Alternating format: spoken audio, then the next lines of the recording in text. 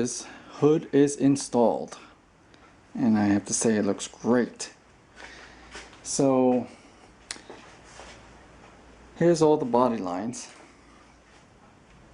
So that's that body line, and then the front, nice and straight, and here's the other body line. The front is nice and straight, and there's the other body line. And this is not bolted down, but I pretty much set it up where I would have liked it. So that's that body line and that one. And then for the other side, there's a body line and there's that body line. So that's how I would like it. And I have to say it looks really nice. Now to align this hood, it took me about close to 2 hours. And I'm going to show you all the adjustment points I had to do. But first, if you recall, when I was working on the latch, I made a modification. And the modification consisted of removing the ability to be able to use this latch to open up the hood, as it is originally when you get these cars. You can push up on this and then the hood would pop open and you'd be able to open it. Now with my modification, I can push it open and the hood doesn't open. There's just only one way to open it, and to open it is just like modern cars. So let me put the camera right here so you can see the hood pop open. So when I press that button, my solenoid will release the hood, and the camera's going to jump up just a little bit. So the hood is now open. Now, once again, the latch will release the hood, but the lock that I just pressed the button on releases the lock of the hood. So now I can push up on it, but it won't go past. That's where this comes in. This is the secondary. So when I push this up, I can now open the hood. So that came out to be a complete success.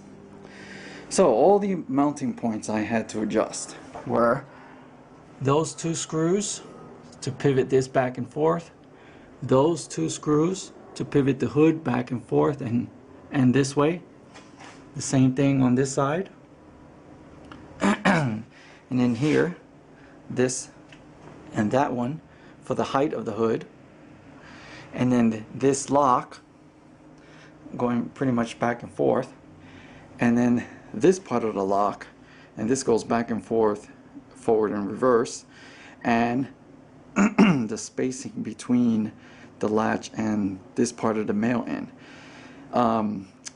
I had to actually adjust it inward. I had to shorten this spacing. I guess with the other hood, it was a lot more, the spacing was a lot more, but when I put this hood on there and I tried to lock it, there was some play. I was able to, you know, lift the hood up and down, so I had to shorten that. So all those amounted to a lot of work to get this hood aligned, to get my body lines the way I wanted. And then of course I had to put these bolts in and align this fender so that I can get a nice straight body line. So there it is, that's it. So lock the hood. Now you notice that the primers are all different colors. This is funny. This was 1 quart of primer, so that color actually matches the body shell color, and this shell took me 1 gallon to complete.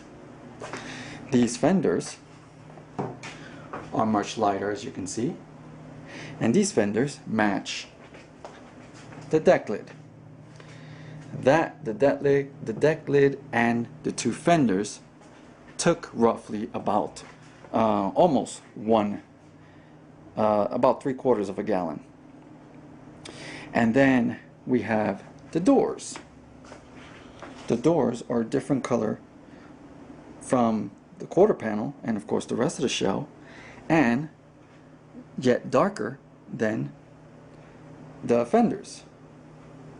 So it's pretty wild how, even though I was using the same exact product for the entire car, I got different colors.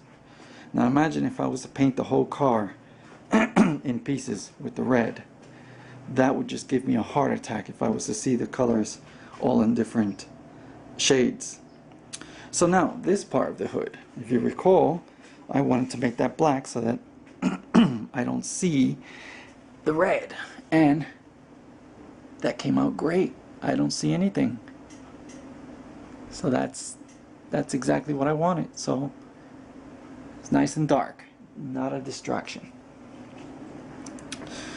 So there it is. That's the hood. And I was looking at the hood, and the hood came out pretty good. It actually has a reflection. So if you look back there, there's a piece of metal on the back of the garage door. Well, I'm able to see a reflection on the hood. When I found out that I was able to see a reflection, I decided to try to see how straight my panel was.